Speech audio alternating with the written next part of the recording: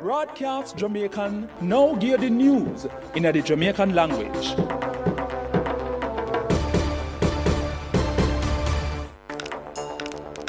People, Wagwan, me name Britannia Barrett, and me go give the news in the Jamaican language. First, the headline them. Earthquake shake up Jamaica last Monday, and dancehall artist Gully Bop dead last Tuesday. Now, the story them. While 5.6 magnitude earthquake shake up Jamaica last Monday.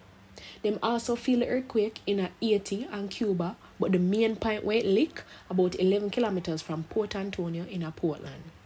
Whole heap of people from all over Jamaica share videos and show how the earthquake mash up some of the building them.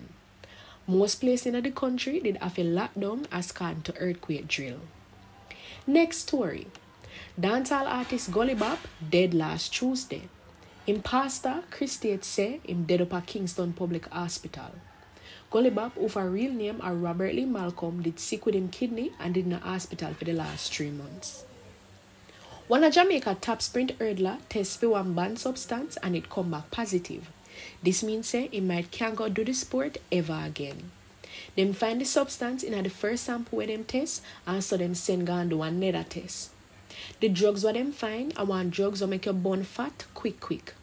The Smaddy are one international medalist who not too long switch training camps and should have they prepare for the sports season where they come.